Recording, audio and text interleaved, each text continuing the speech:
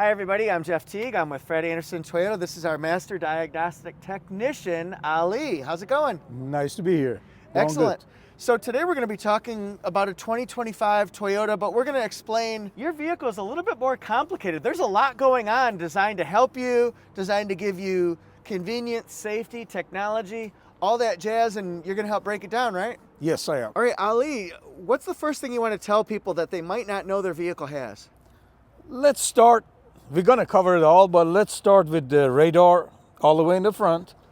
And how would you know that your car has a radar? A lot of vehicles have radar operated cruise control or adaptive cruise mode. First of all, when you're looking at your dash, you see a different instrumentation for it than just speed.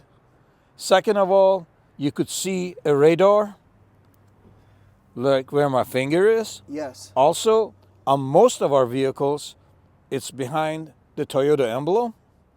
And the way you know that you have it is the Toyota emblem is flat. On this one, since the radar is down here, it doesn't matter with the Toyota emblem. So they can keep it 3D. We have some folks that go to a body shop, they replace everything and they put the wrong emblem on it and the cruise does not work. Now, how does it work? This sends millimeter radar waves straight forward, and it checks the distance between itself and the middle obstructions in the front. Sometime, if there is a stationary car on the side, it's going to misfunction. Sometimes there are metal pieces in a bridge or something like that it can misconstrue. The most important thing is whenever you're using any of the pre-collision stuff, hand on the steering, pay attention to the road.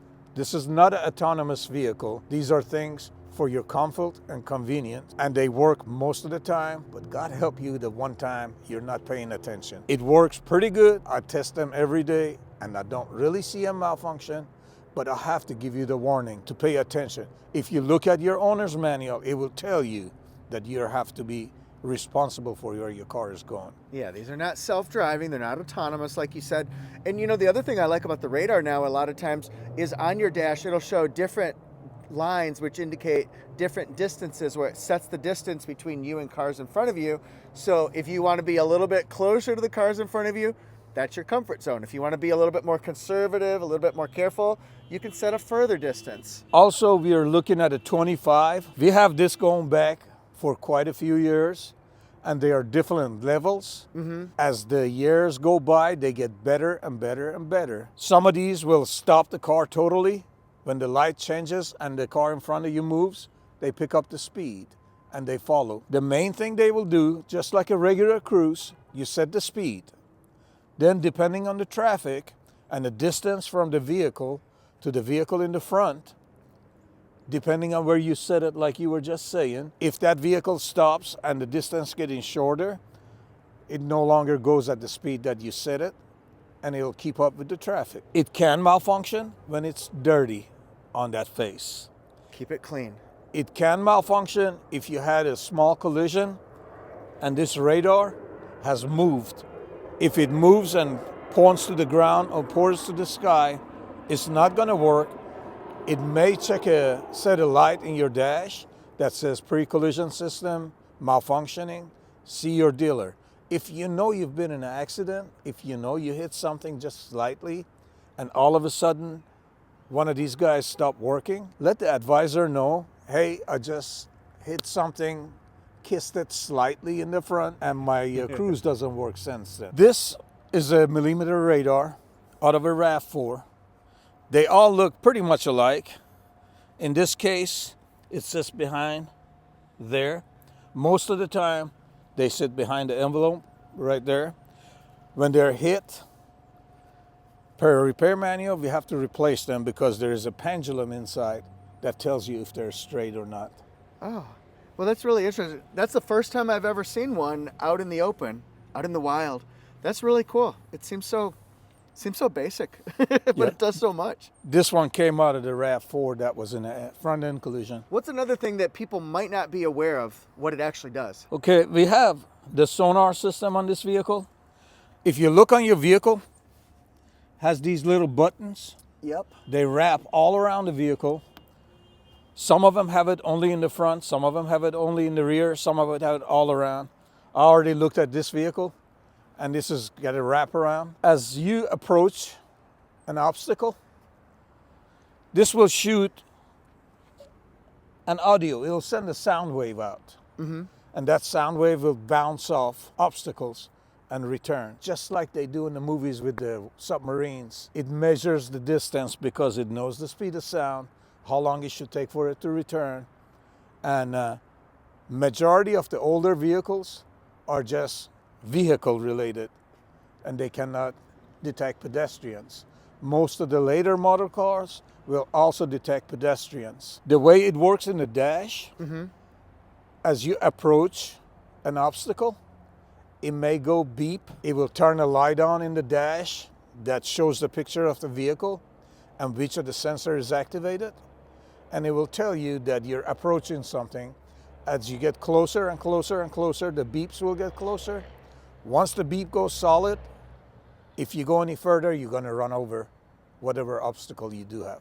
Yeah, and that's interesting too because, for example, on the multimedia screen, the backup camera, it shows lines. If you have it set up right, it has some green lines, yellow lines, and then it has a red line, and usually that means you're about, I think, 1.5 feet away from hitting something. So I call that the danger zone. Don't go past that red line and you'll leave yourself a little, let's say 1 foot, 1.5 foot buffer, I should say.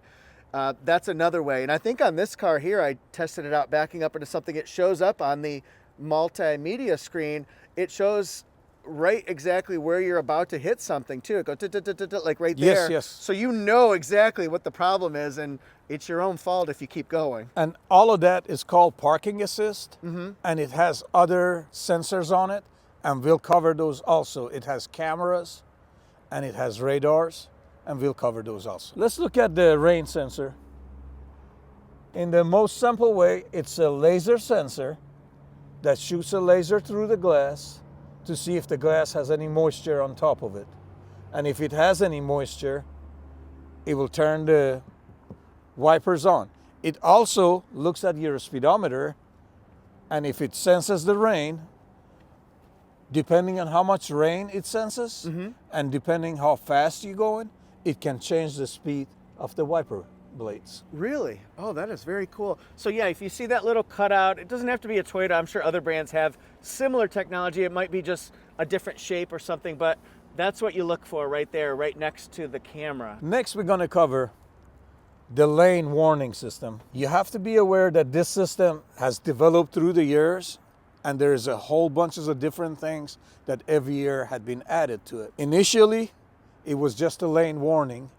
As you went over the lane, as you violate the white lines, it just turned a light on that said you're doing that and don't do it. Yeah. Then it developed into correcting it as you went over it by slightly moving it. There's another system on there that will vibrate the steering wheel to tell you that you're violating the division line on the road. We now have something called lane centering, and on lane centering, you don't even have to violate the lane. It just makes sure that you stay in the middle all the time. You have two lines on the dash that shows the left and right lane that the vehicle is looking at. If they're blank, outside, two white lines, inside black, that means the car is not observing anything on the road. It's still trying to learn, or it's turned off. It also does that when you have a turn signal on.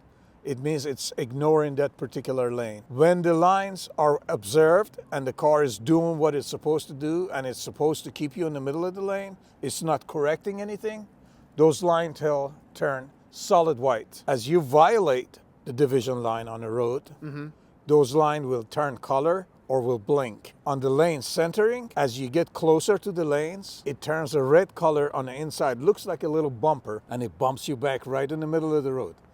Again, your hand should be on the steering wheel, and if you don't do it long enough, the car will request that you put your hand back on the steering wheel. Yeah, it's pretty amazing. Within about 8 or 9 seconds is what it is if you do that. It even works, the lane centering with the Toyota technology, it works around curves now, which is, yeah, you want to have your hands on the wheel, obviously, but if for some reason it will take you around that turn, you just have to really be careful, that it's doing exactly what it says it's going to do. But I've done it plenty of times. It really works. Yeah, It's the crazy. major use for that is when you're on a highway and you're traveling on a long distance on the lane centering. It really does not work that well in heavy traffic. Yeah. On heavy traffic, you need to have all your attention on the road to begin with. We're going to cover blind spot monitor. Let's assume that this car has also the front radar on it, but let's come back and look in the back of the car. The blind spot monitors is behind the bumper, usually about the lower portion, Yes. and it's set at a very precise angle. It is a radar. It detects cars that you cannot see in the mirror. Its main job is when you're trying to go across the lane, when you put your turn signal on, it looks, see if there's anybody behind you. Also, if there's a car that is in your blind spot, the mirrors have a sign on them that will light up. That tells you, hey, there's a car in your blind spot. Don't think about going into the next lane. Yep, and that'll be amber colored, and it looks like cars. It Other is ones amber could be a red triangle, like other manufacturers. They could be a red square or a dot or something. But look for that if you want to know if it has a blind spot. One of the ways. You can also know if you have a blind spot monitor or is it working or not. When you first turn the car on, it tests the sensors, it tests the mirrors, and the way you know that it did it and it passed, it will light the mirror once on both sides and turn them back off. If you start your car and you don't see the mirror light up, either you've turned the blind spot monitor off, like we were talking about in another video, in the instrument cluster, Yeah. or there is a problem that it's not working. Just like everything else with Toyota, as the blind spot monitor has developed through the years, we have added pedestrian crossing, cross traffic, and they detect a lot more than just a car.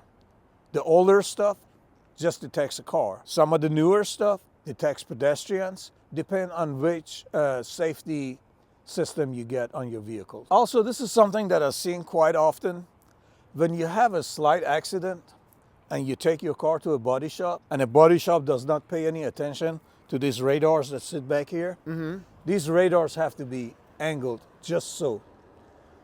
And if they're misdirected, your vehicle is not going to work properly with the blind spot monitor.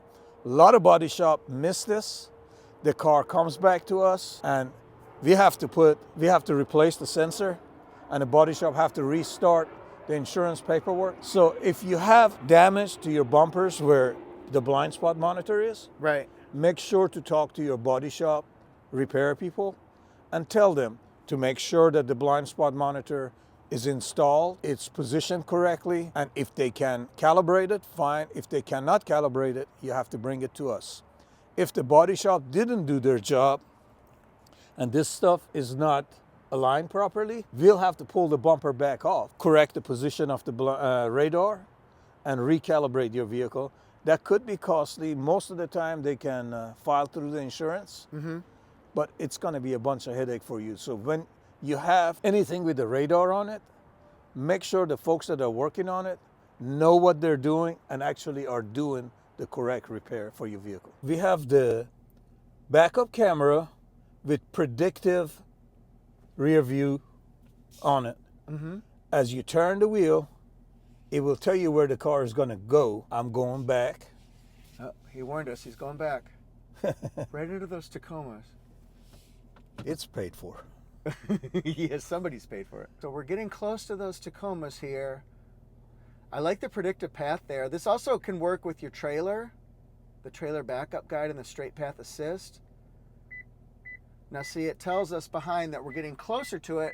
You can also see the red line that shows, the red line means we're getting 1 foot, 1.5 feet away. We don't want to get too close because we haven't bought this, but see, it tells you exactly the area that you're getting close. And you could change those the patterns, the grid lines you can see right there.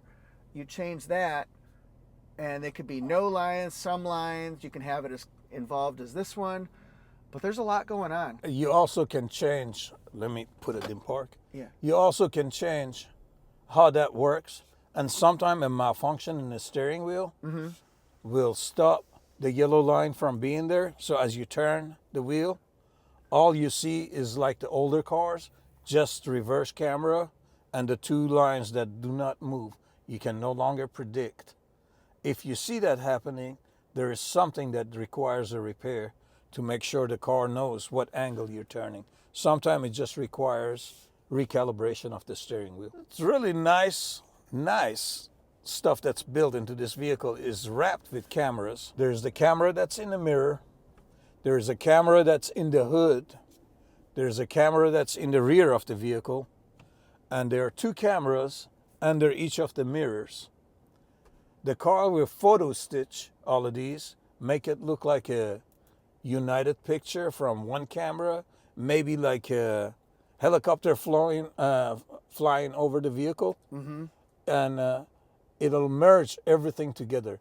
If you have an accident that one of these sensors, the cameras on the side, front, or back, have been damaged, again, this requires calibration so the car can photo stitch it properly. Thanks so much, Ali. I really appreciate you, and hopefully everybody watching appreciates too, because there's a lot going on with these cars nowadays. There's so much technology, you know, so many gadgets and bells and whistles, so it's nice to be able to break them down and show how they can help you and your family. Yeah, I hope we have helped you understand some of the stuff you have on it, and maybe we can shine some light on other portions later. Absolutely. And if you have any questions about service, repair, or maintenance, we'd be happy to help. Go to him. Yeah, go to me. Go to Ali, actually. Go to me, and then I'll tell Ali, hey, we got a question from Kansas. We got a question from England. And we'll see if we can answer it. Fred Anderson Toyota, Instagram, TikTok, YouTube, and Facebook. And we hope you follow our Ask the Mechanic, Ask the Technician series. Thanks, everybody. Thanks again, Ali. Thank you, guys. You guys have a good day.